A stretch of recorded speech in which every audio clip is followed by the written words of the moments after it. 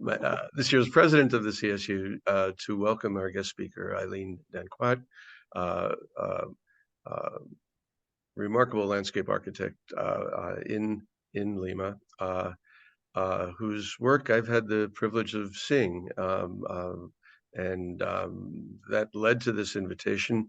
As those of you who've been on these talks before know, the Consortium for Sustainable Urbanization is a nonprofit based in New York that both thinks locally and globally.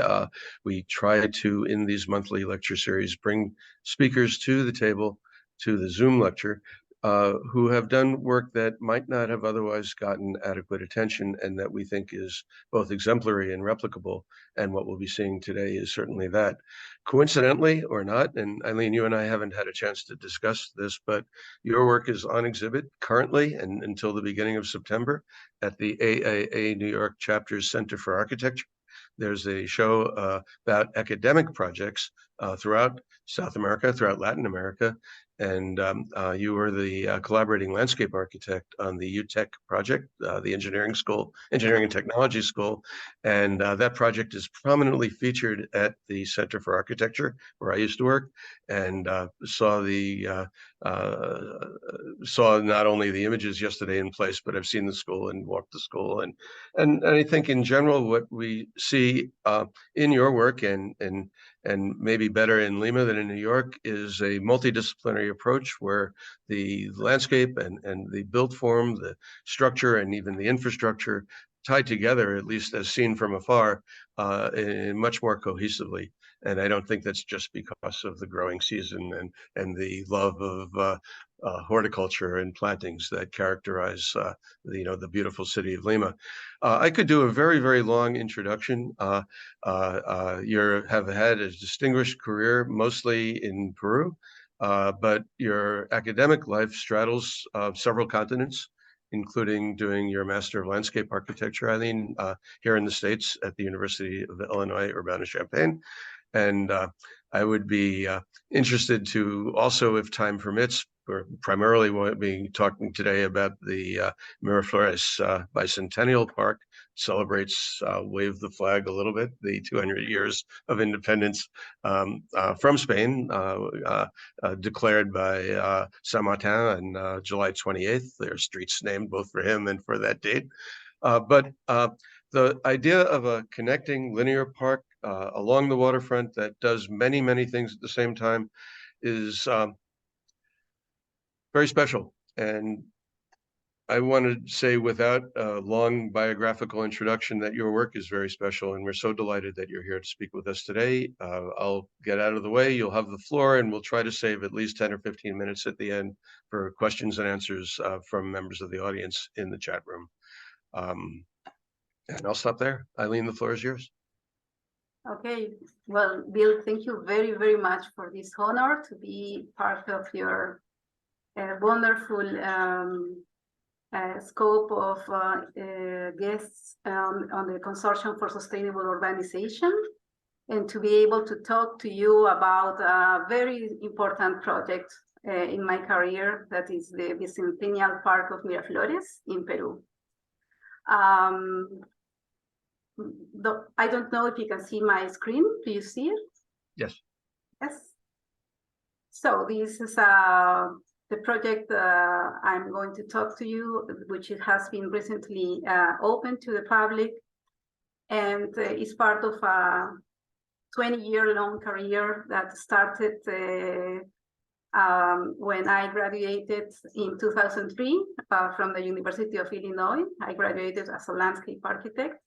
I had before studied architecture in Peru, in Arequipa, and also had some, I have traveled to Spain and Germany to do some other master's programs. So when I came back to Peru, I founded Paisaje Vivo, which is a landscape architecture firm. And also I have been a professor at the at the UPC University, designing mainly studio design classes and elective courses of landscape architecture. I I have a lot. I am very lucky because I have been working very, very hard during these 20 years. I have not knocked at the door of any client. They have practically looked for me, and I have been doing residential gardens, educational campuses. Also have been in the retail world for a long time, doing the landscaping for many commercial areas. And also I had the idea of doing green roofs as a way of conquering a city that is difficult to conquer from below. So I went to above to make a better world from the roofs. And what I always dreamt of doing was to do public projects, and this is one of them. So just to give you a very, very small overview of my work, doing gardens or working with nature is a very, very powerful tool to connect the creativity of like what we have as humans, our souls, with the world, and with the magic of the creation. My first garden was located in Barranco, very close to this park, and I wanted to do to change the world. Lima is kind of a very hectic, very aggressive city, and I thought, probably by doing gardens, parks, open spaces, we can try to create better oases for a better understanding of life and of ourselves. So the first years of my career were mainly concentrated on gardens. This is, for example, one of the gardens I did on the left. Fernando de Soto, he's a political person, very smart, very influential, and he told me, why don't you do something for my garden? I don't like it. And I saw it was a beautiful garden with a lawn, with beautiful trees, but what he wanted to do is to create like the scenery of making different plants in order to create a photographic interpretation of the site. And it made me think about the importance of the viewer in the place and the role of plants as composing like an art piece. After doing gardens, I was called to participate in the commercial areas, in like doing doing the educational works. And this is the university I came to after finishing my master's program in the United States. And we had the chance to work with the UPC University for several years.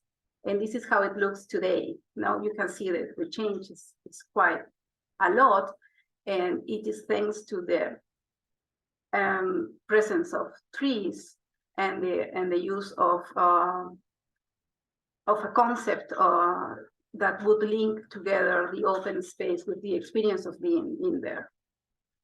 So we did a lot of master plans for the several other universities in Monterrico, in Villa, and San Miguel. And we started to see that landscape architecture was a powerful career, that we could make really a big change in the creation of the spaces. And together with the combination of good teams, no? As you mentioned before, I was also very lucky to be able to work together with Grafton Architects, which are the winners of the Pritzker Architecture Prize of 2020.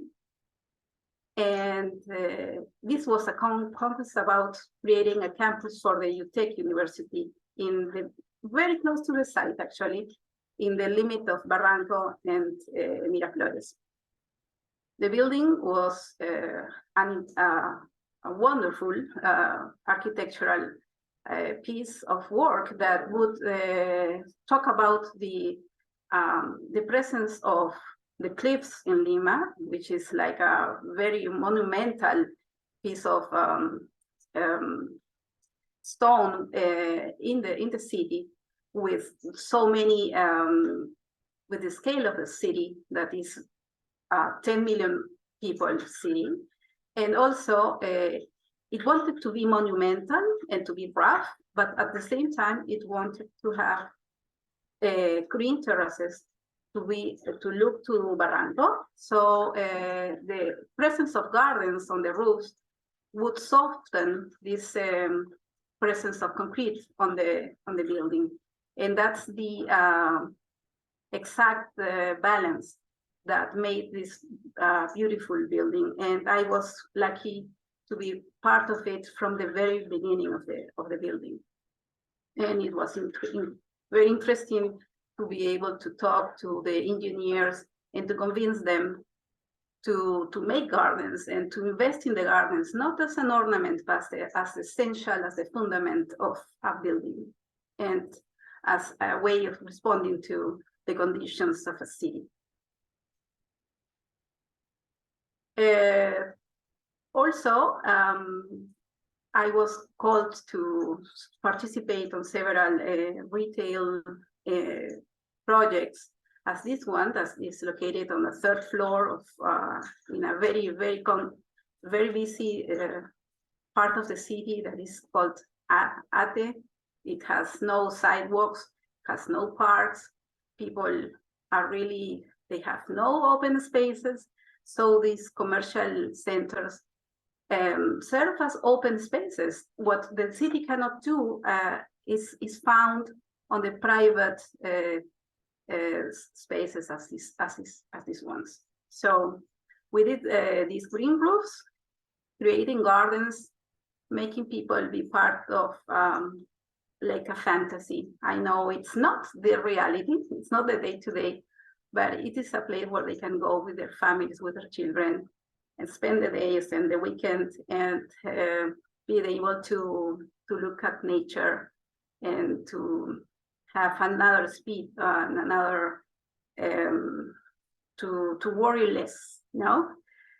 So it's incredible how working with open spaces can change people's lives. And I have been doing this type of projects all over Peru, in Arequipa, in Trujillo, like in the southern and northern part of the Peruvian space.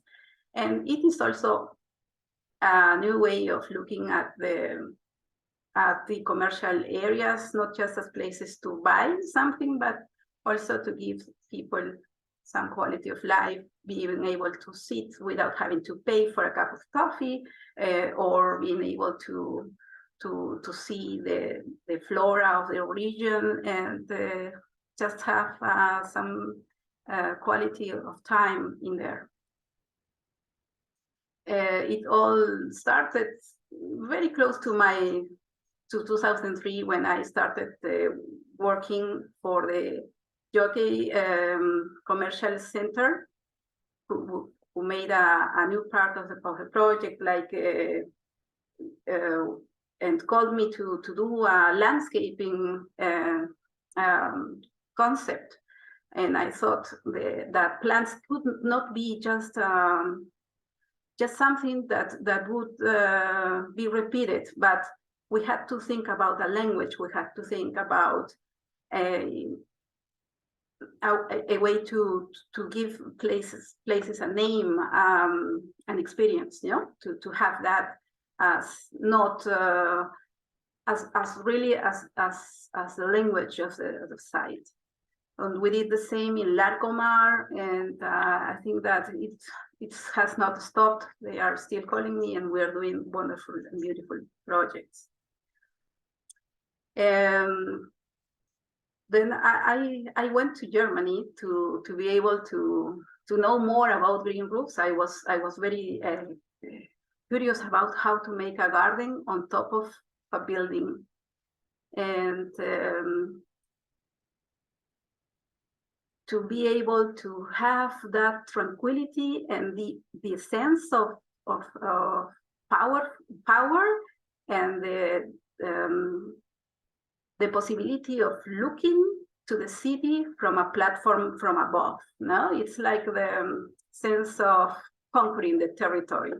I thought the roofs were the pixels of the big picture of the city that could start a change, because the city itself has a lot of problems, and you will probably listen to them later.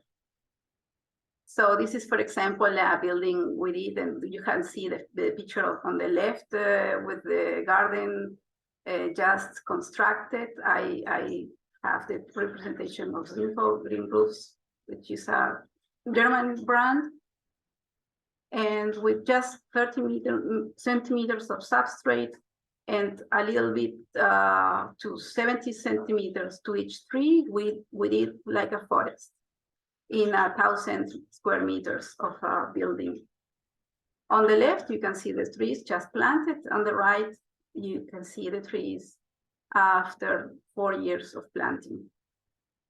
This is how it looks today. And if you take a look at the weather of Lima, Lima is a very foggy city. It just has the same weather as London. It is foggy 8 months a year. It's the sky is white. There is no depth. There are no shadows, and so the presence of green makes us really. It's very important for us, for the perception of space, for the sense of orientation, for the possibility of feeling alive and feeling in control of the space. So let's go to what we want to talk, and because we have a short time, I'm going to talk about the public parks, because all of what I have told you are private projects that are in a way open to public, but they're not actually public.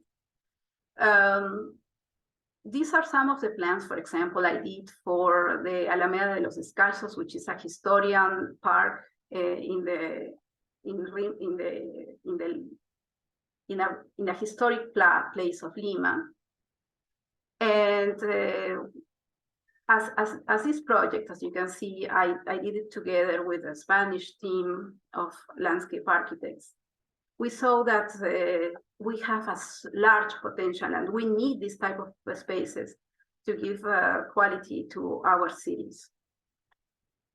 Also, Peru is very, very rich, and I'm not going to talk about the projects I did like on the mountain regions. This is in the city, close to the city where I was born, in Arequipa, in the mountains.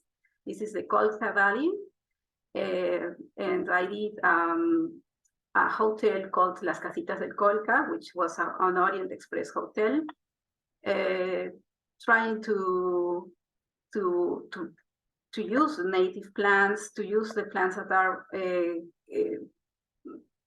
part of this ecosystem, and to be able to create this experience of being in the Sierra region. No, it's like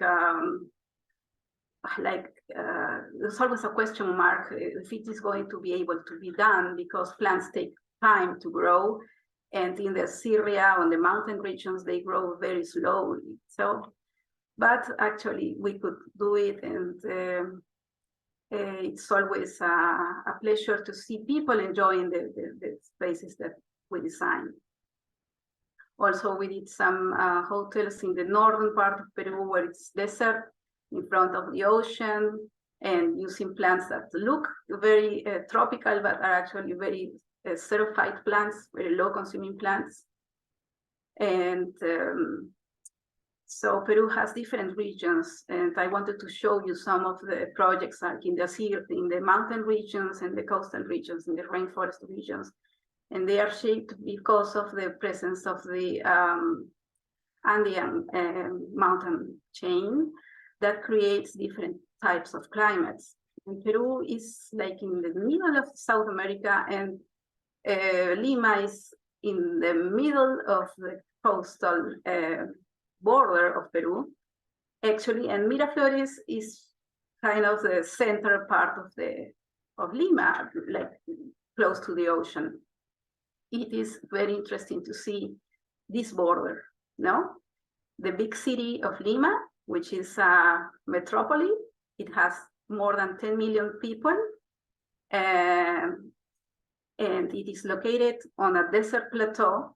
It doesn't look like a desert, though, but it is a desert because we have no rains. And this plateau is like 80 meters above the surface of the ocean. So therefore, Lima is so interesting. I think it is so. It's always playing with the contrasts, no, of the desert and the presence of green. The city of Lima has grown potentially from, like, you can see this red spot of the city in 1940s. It was very small, and today it is really, really enormous. Planners have had no way to control it. It's like a monster. It grows and grows and grows.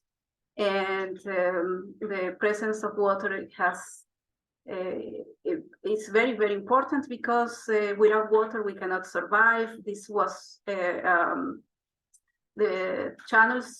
water channels have converted this desert space into agricultural space, as you can see on the photo on the left below. Lima used to be very green. It had a lot of vineyards, and the soil was mainly for agriculture. When the city was small, when the city started to grow, the change of the use of soil was very fast, and so the city started to grow very, very fast. But it was there was like a resistance.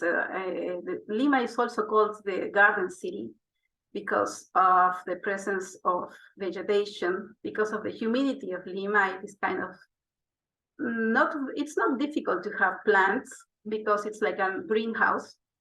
It's very humid, and the temperatures are never too high or too low.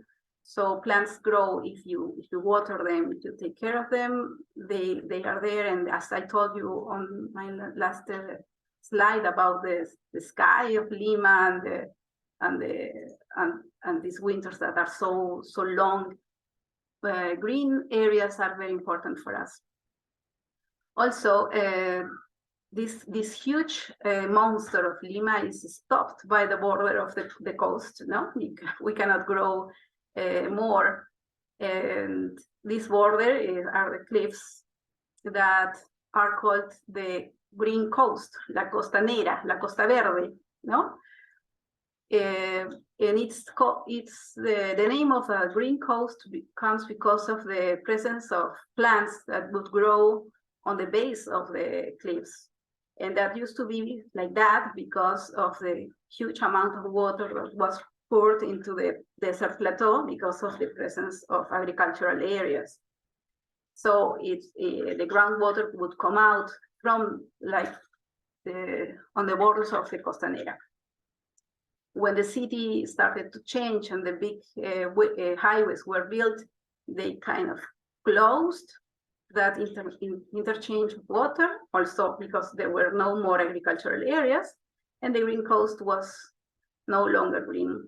So, but in the memory of the citizens, this presence of green and the cliffs in front of the ocean was present.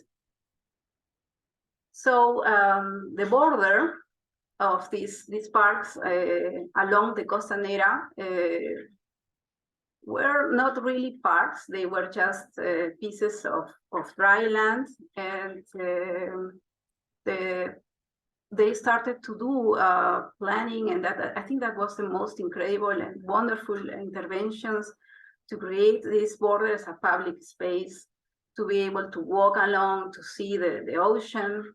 And but as you can see, the parks by themselves have no more than just grass and some trees. And I was always wondering, why do we have to have this type of green interventions if we have such a large diversity? And of course, it is difficult because you're in front of the sea, there is a long ice salinity. And what you want to see from nature is not a plant, but it's the sea, but the ocean, you know, or the sunsets, or feel the wind. That's for sure true. But also plants have a very special meaning, and life is so incredible that I had the opportunity of intervening actually on the last portion of these parks on the Costanera border. So this is the Bicentennial Park. This is a picture I took yesterday as a proof of telling you this. It is not Photoshop, it is true. We could do it. But I couldn't know that 2 or 3 years ago when it started. This project started some months before the pandemics in the year of 2019. And then this visit to the site was during the pandemics. In the 2020, I had a thrombosis, a pulmonary thrombosis. I always died. It was very, very tough for me. And but let me show this project. I have to thank many people. I have no space and no time to talk about so many people that are involved in the project. One of them is the mayor of the city on that time, from 2019 to 2022, which is Luis Molina. He had in his political campaign, he had this project as a promise. He had he had trust in a green area instead of an infrastructure or highways as all the other politicians used to do. Instead, he would make everything possible to make a green space be part and be the star of his campaign.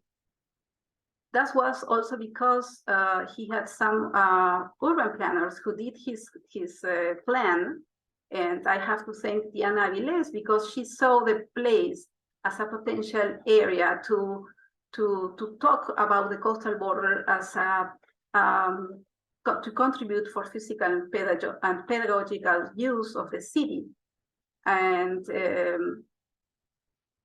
also in my office, as in Paisaje Vivo, I had wonderful people who helped me to do a very fast project because we didn't have much time. As Alonso Mendez, who is right now he's doing a master's program in Spain, but he used to help me a lot making the drawings and preparing the reports and also going to the construction site. One of the people I also want to thank is Carmen Iberico, who have always been at the public administration. She has worked in the municipalities, and she is very active. She is involved in the landscape architecture field for 25 years already, and she helped me be active part of the project, going there, asking who's going to water the existing trees, who is going to fix the drainage that is not working, and things like that, operational things that were very, very important. From the beginning, also, Doris Aspiazu was at the environmental team of the municipality, and she was so brave to be able to talk about the project, to explain it to the neighbors, to the press, to be able to identify the existing plans on the site. And there was a lot of political bad news, but people who were saying it's going to be a commercial center, it's going to be I don't know how many lies they were all around, but Doris was a fighter, and I have to thank her. And also Luis Bendesu, who took part of the Expediente Urbano, which is the final part of the project, and he's an engineer who found incredible solutions to enable unstable slopes to be done without altering the value of the landscape. So this is the site before our intervention. It was scary to do a project there. The site was difficult. We had a very, very good slope, deep slope. We had existing trees that were wonderful. And we didn't want to touch them. Also, site itself was like a dream, I think, for me. It's like part of the postcard, no? So, but as you can see, you can see the site from above. It's kind of narrow. It's part of this chain of parks. Like you can see Larcomar here, Domodossola Park here, and this walking paths that would lead you to this portion of the park. And the view that you have from there is that view of the City of Kings, no? La Ciudad de los Reyes, Lima, which is an aerial view of the ocean, where you can see the most wonderful sunsets, and you can enjoy it all year long. Right now, we don't have this type of sunsets because we are in winter time, but still it is very, very beautiful to walk there, to see the life there. The district of Miraflores is full of life. This almost 4 hectares space had a lot of potential, but also had a lot of challenges for us because of the potential, because of the views, to the connection to the islands of San Lorenzo and the Morro Solar. This is actually one of the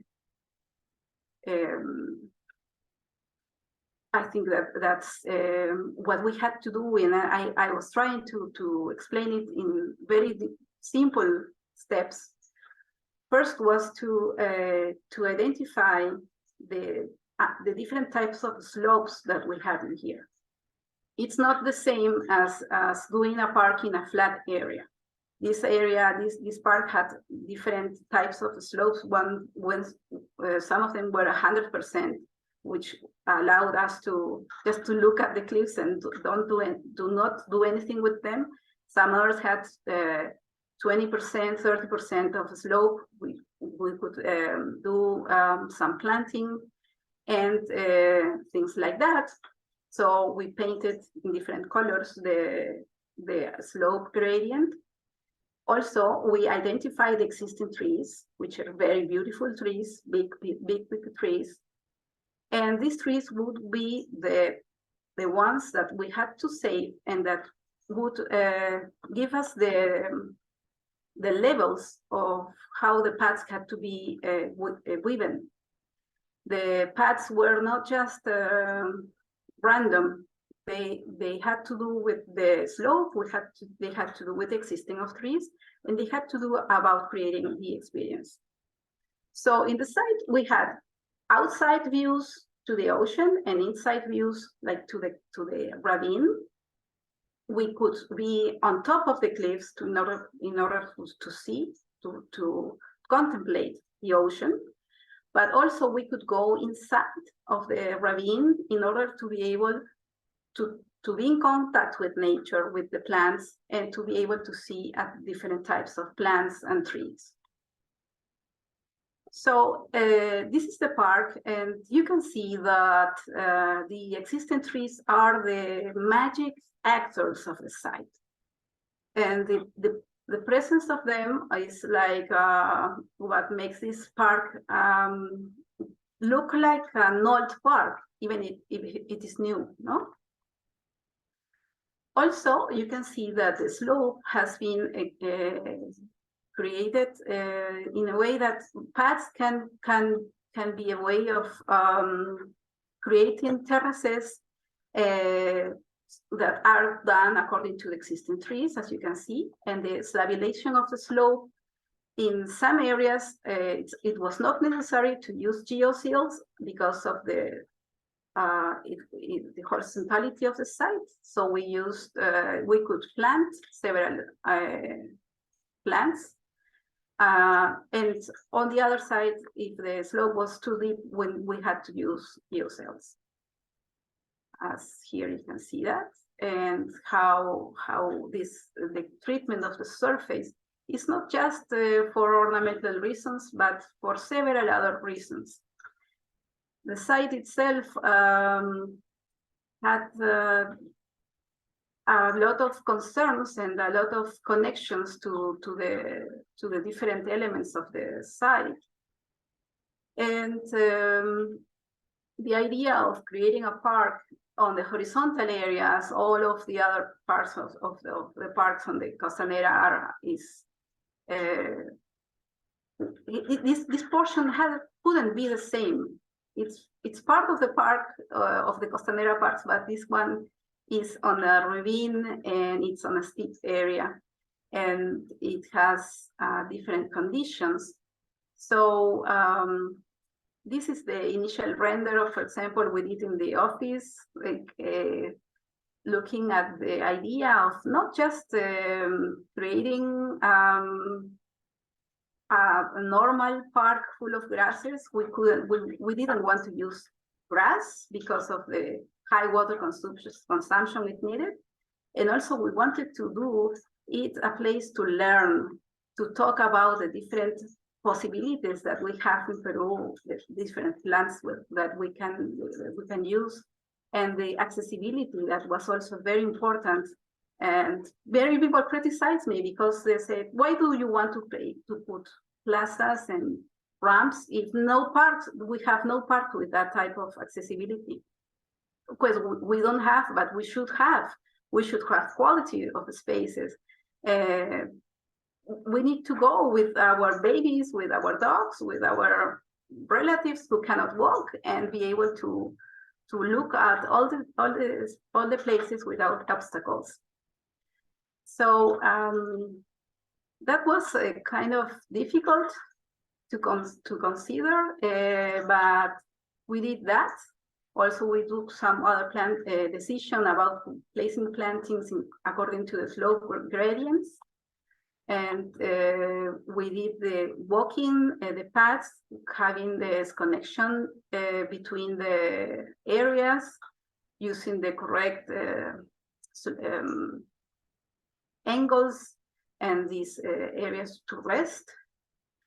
One of the designs, digamos,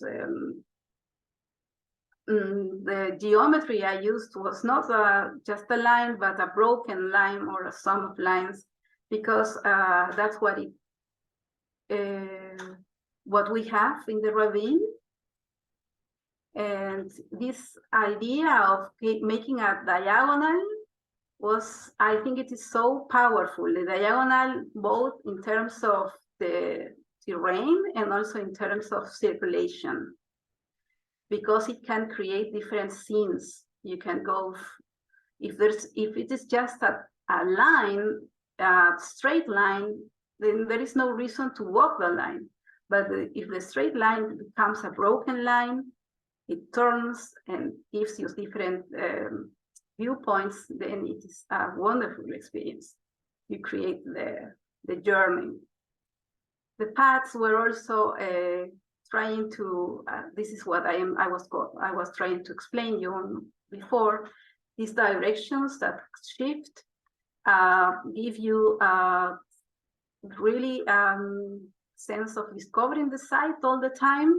And the vegetation, the strategy to use vegetation was to go through these big groups of plants, because I wanted to use this place to show how you can use different types of plants besides grass in Lima. There were like more like 100 of different species that you can use, not just grass and the Hawaiian trees, but also Peru is so rich, and the vegetation, the plant selection was very difficult because it is not an easy place. As you see, the slope is very steep, the salinity is very high, the soils were not very good, they were salty. So why don't we use this as a way of giving solutions to other places, not just to this park, but to other places. So, for example, the bougainvillea, we have tons. This bougainvillea can grow very good in this place. Why don't we use different colors of bougainvilleas? Why don't we use just the ipomea? The ipomea was the only plant that is present in the cliffs, but we can use other plants. According to the slope, we can use different ground covers. We can play with different colors and textures and sizes of the plants, so that it's not just a flat surface, but a surface with different with volume. It can attract birds, butterflies, hummingbirds, bees, and so this place becomes alive with this large variety of planting. And we also did this information. We created, like with the municipality, we created QR codes so that people can go and scan the code and see what is behind and what is the story of each of the species and how they can use it in their homes, in their parks, and or everywhere they want to do it. Also, the problem of irrigation in Lima is very high. I think that green areas cannot be supported by themselves, so they need water. So the irrigation system was very, very important, and that it's part of the success of this park. Also, the retaining walls and the geoseals and geogrids that were done with it was not easy to do it, but as you can see, it has worked. Right now they look all green, but let me show you how they were before. This is the system of the geogrids, the geocells that would stabilize the slope. And when I was looking at that, I was really scared that it would remain like this massive plastic walls, no? So we planted Wedelia, which is in other plants, we have like 4 or 5 solutions to make it look green. And you can see on the left that how they have been covered really fast, thanks God. You can see the portion, the park is already all vegetated. Even the slopes that were very difficult to work on, because of that combination of technical solutions, irrigation, and good planting selection. This is the site during the construction, and this is how it looks today. You can see the site and the opposition. They were really scared. I think I was as well, but thanks God, now this is how it looks now. So time has played a very important role in this project. And I think that it's not just time, but the combination of the political will of doing it and the search of a good team to be able to work on the project. Everything can be solved if all the parts are playing that role, no? We have to trust both in our capacities, and also we have to make a good team to make it work. This is how the geospheres used to look like, and right on the right, on the left, it is how they look today. And the park is also possible to be used in the night. All the paths are connected with ramps. There are some staircases also that promote physical activity. You can go to exercise, to climb up and down. And the connection with the city is working very well. I can see people from all ages, from all nationalities, and I am very thankful for having been part of this wonderful project. Thank you, Luis Molina, Alonso. Thank you, Wendy, for the presentation. John and Dinah, who are here in the office, they have been always working very hard as well. And thank you, Bill. Here you can see some other photos that show you how the park looks today, how it is used and enjoyed. There is one portion of the park that looks at the ocean and has, the ocean is the real actor. And there are some others that, where you can see that people go to have different types of activities, active and passive activities. The plants that have been selected are growing very good, very well. And yes, people are happy. I am happy. I am very thankful for God and life. And to you, Rick, thank you very much. Wonderful presentation. Thank you, Eileen. I'm just going, before asking a question or two, I'm going to ask Chitra, could you turn the chat on, please? It seems to be disabled. There may be people who have questions and answers in the audience, questions at least. So many things that you brought up that could lead to further discussion. We have 15 minutes, not 15 hours, but I have at least 15 questions and there'll be others from the audience. I think I would like to start, apart from general appreciation of the comprehensiveness of the description, to talk about one thing that really came to mind with some of your fantastic little sketches that evoke the heart of the core of the design. And there was the word contemplation, and you've talked about both resting areas and viewing platforms, but you also see in the image in the center now joggers, you see people running, and you see people using the park as a connection between two adjacent neighborhoods. I'll call them two adjacent 15-minute cities. Could you talk about the balancing of active design and the role of the park as a linear connector, and the relative importance of the places of respite, the places people sit and look out at the ocean? Were they equal in conception, or did one come first?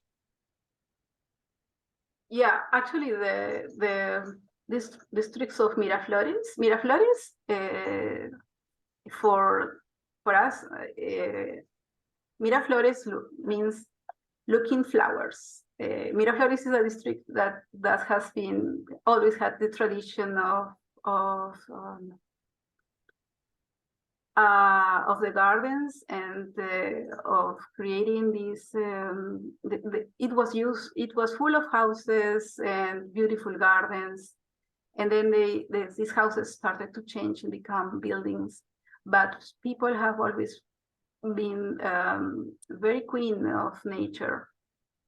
And Barranco is close to Miraflores, and it was also, it was more connected to the ocean, actually. They are very, very similar and very close to each other, but in the ancient times, I'm using a very bad word because like in the 40s and the 30s, Barranco was more like the place where people would go to the ocean, and Miraflores was more the place that people would enjoy the gardens.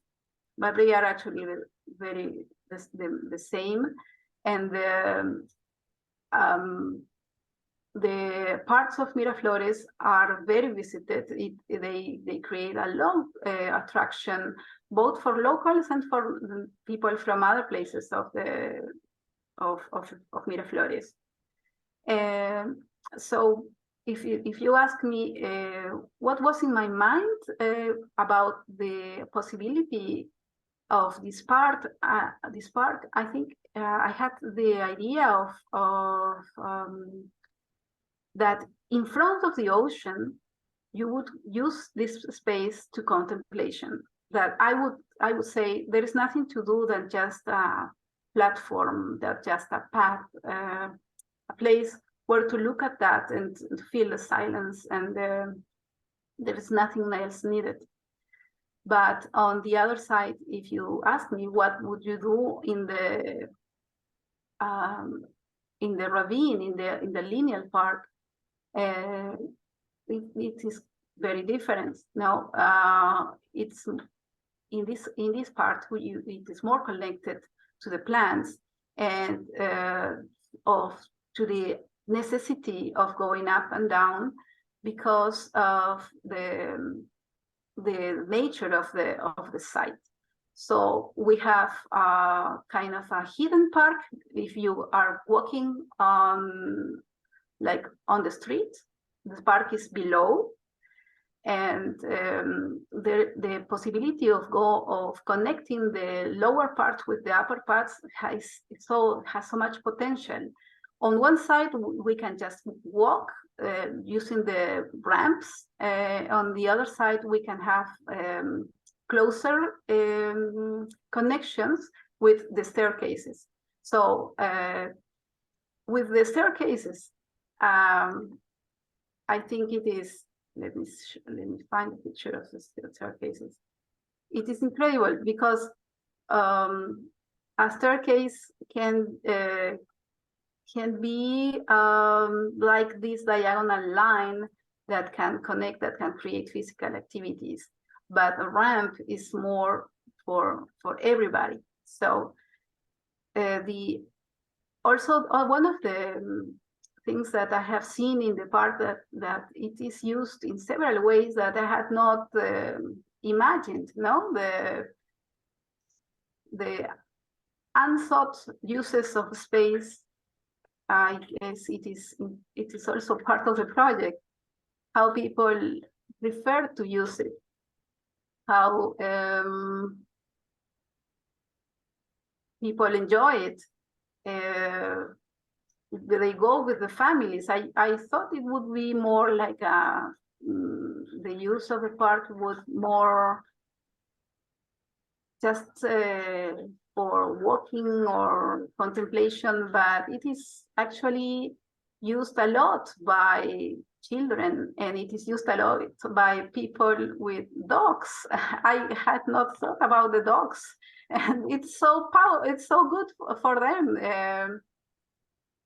Which is a problem also for maintenance, but that's how the city works. In general, I think it is a scenario for whatever you want to do. It is open to a lot of different uses.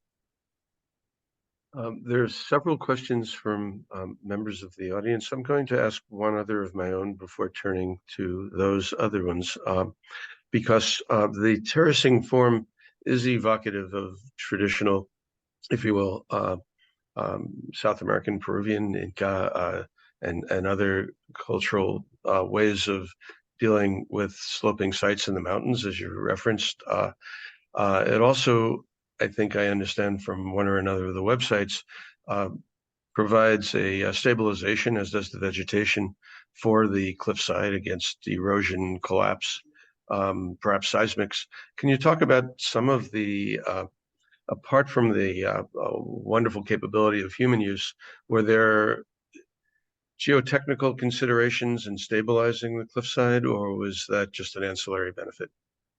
Yeah, it was very important to stabilize the site. It was sinking. We had to do it. I mean, if the park wouldn't have existed, they had to stabilize it anyway because it was sinking. And it is a solution that converts the slope into terraces. As you said, it's like an Inca tradition. And you can see, I have other presentations where you can see the depth of the geocells. It's not just the surface of geocells. It is a mass. It's very wide, and they were calculated and were very, very, the structural purpose of the geocells is very important in the site. The challenge of converting that into a park, like the stabilization solution, and also to be able to look like a green area, that was also very tough, but we did. If I should show you pictures of this site before it was all geocells. Good answer. You talked about the size of the city. Lima is, I think we all know, is the second largest city in South America after Sao Paulo. You mentioned there's 10 million people. The metropolitan area a little bit larger than that, still, and the history of the Lima proper versus the surrounding semi-autonomous communities like Barranco and Miraflores is fascinating because of the comparability to other places in Europe and in the US. The question that is coming from Ana Rubo talks to the usage. Really a two-part question. One, very simple: is the park completely accessible? We saw what Sidney Nielsen was doing in Little Island, making sure that every part of the park on a sloping site was absolutely accessible to people in wheelchairs.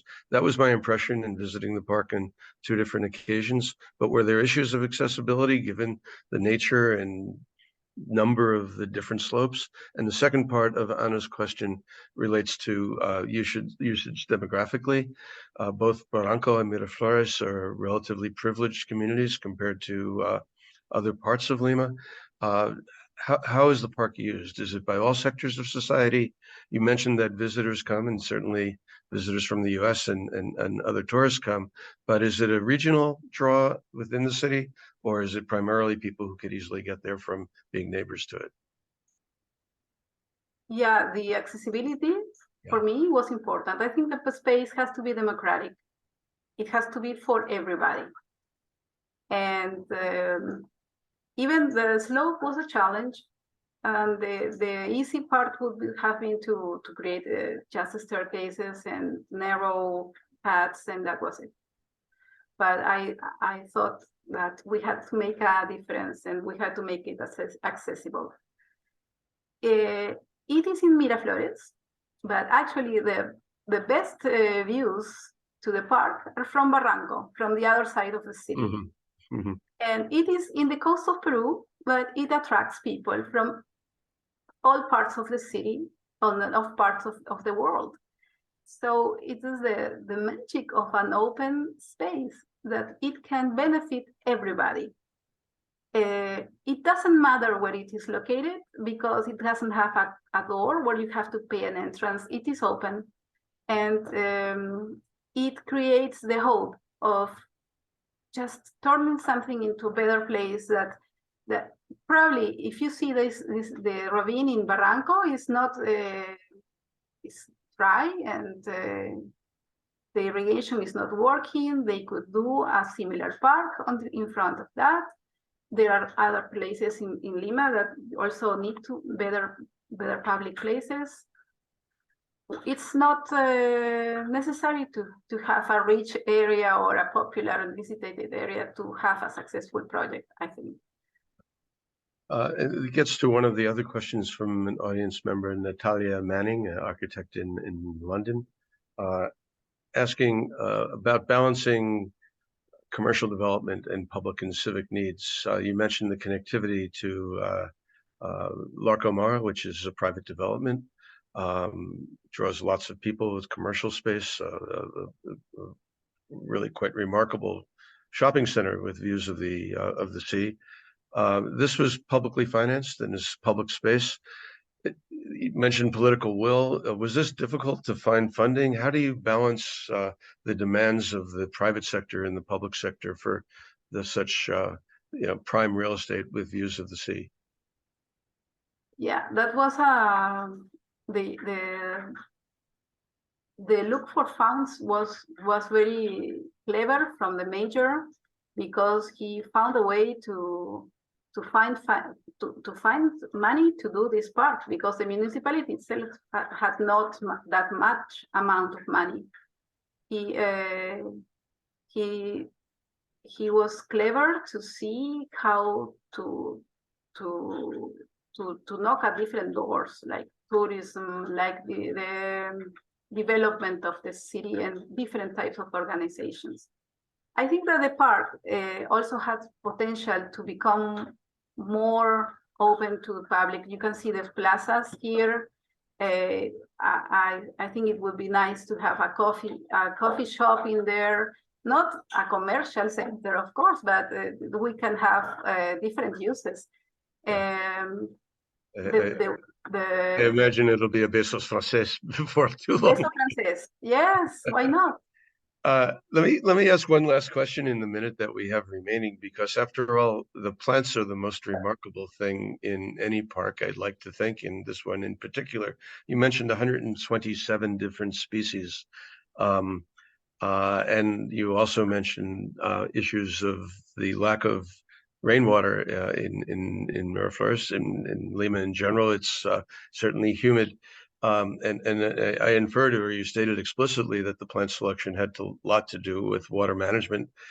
Issues of maintenance as well in any community that might not have the resources to both for irrigation and other physical activity. Were plants selected with maintenance in mind, or is it the mostly native species or plants from South Africa, from Mexico, from places that have similar climate and similar sense of the beauty of the wildness? That was my takeaway walking the park.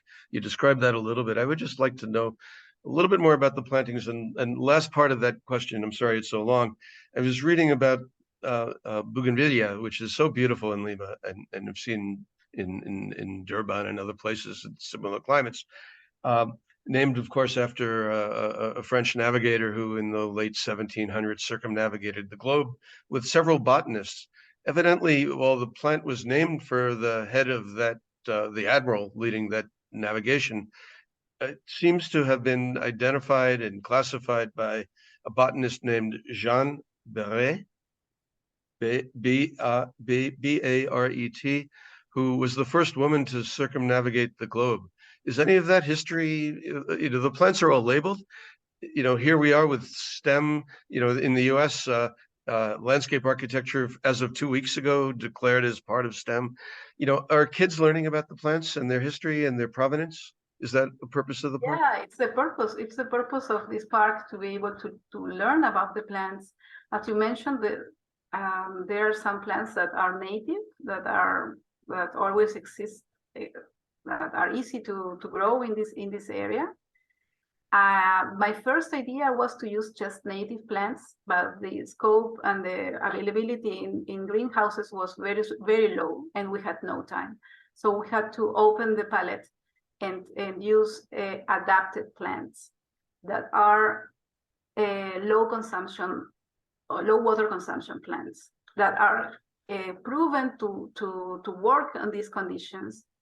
And many of them were already studied by by botanists and people in Peru for several years. So it's like collecting these experiences, these former experiences, and bringing this to the park and being able to give it to the public, so people can use them for their own purposes. Well, I want to thank you immensely. I mean, this has been a great presentation. I wish we had more time for the conversation and other questions. I've been following the chat room, and I'm not sure you've had time, but there are people who you thanked on your team, and I see many of them in the room. Dana and Doris and Diana and Wendy and Alonso. It's great that you were able to both thank them and others on your team in the PowerPoint. In the slideshow, but I know that everything is a team effort, but I think it's your skill and your genius that really brought this together, and I can't thank you enough for joining us today.